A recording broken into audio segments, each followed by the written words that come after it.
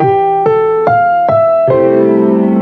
programang ito ay rated SPG. Striktong patnubay at gabay ng magulang ang kailangan. Maaaring may masiselang tema, lengguwahe, karahasan, sexual, horror o droga na hindi angkop sa mga bata. Gulat si Moira sa naging desisyon ni Don Pepe na hindi bigyan ng pamana si Zoe. Hindi ito makapaniwala na walang nakuha ang kanyang anak mula sa matanda. Samantalang si Annalyn na anak sa labas ay nakatanggap ng malaking pamana. Hindi alam ni Moira na dali-daling ipinabago ng matanda ang kanyang testamento nang malaman ang kanilang sekreto. Mas lalo pa itong nagwala nang sabihin ng abogado na ibinigay na ni Don Pepe ang malaking shares ng Apex at isa na rito ang pagmamayari ng hospital kay Justine. Kaya inutusan nito si Zoe na mag-apila sa kukunin sanang mana, ngunit sinagot na lamang siya ng doktor na hindi nito kailangan ng pera. Ang tangi lamang kailangan ni Zoe ay ang katahimikan at gusto na nitong lumayo sa gulong kanilang kinasasangkutan. Lalo pa at palaging nagpapakita sa kanya ang kanyang lolo Pepe.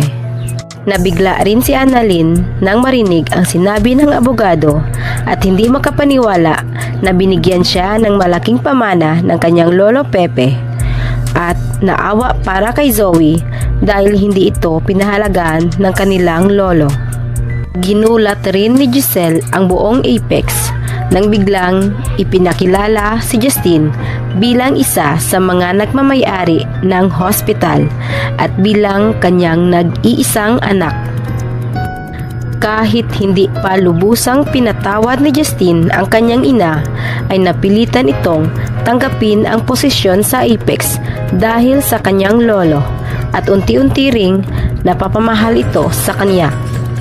Samantala, nakahalata na si Eric na parang lumalambot ang puso ni Justine para kay Giselle.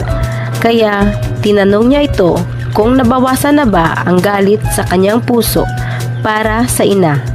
Pilit na itinago ni Justine ang totoong nararamdaman para sa ina at sinabing galit pa rin ito. Ngunit sa totoo ay nagdadalawang isip na ito dahil kay Annalyn. Napaisip ito dahil sa mga sinabi ni Annalyn na magaganda tungkol sa kanyang ina. Sa kabilang banda, nakokonsensya na si Carlos sa paglilihim nito kay Lynette.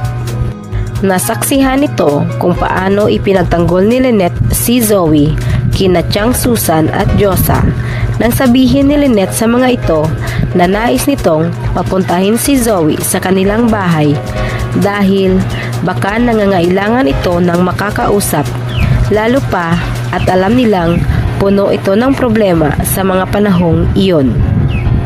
Kaya nahahati na ang puso ni Carlos para kina Zoe at Lynette dahil parehong kailangan siya ng dalawang babaeng mahahalaga sa kanyang buhay. Ngayong nakabalik na ang nag-iisang anak ni Giselle sa tulong ni Don Pepe, mabubunyag na rin kaya ang sekreto ni Moira at Zoe sa tulong ni Quinito na tauhan rin ni Don Pepe? Atin lamang aabangan dito lamang sa Abot Kamay na Pangarap.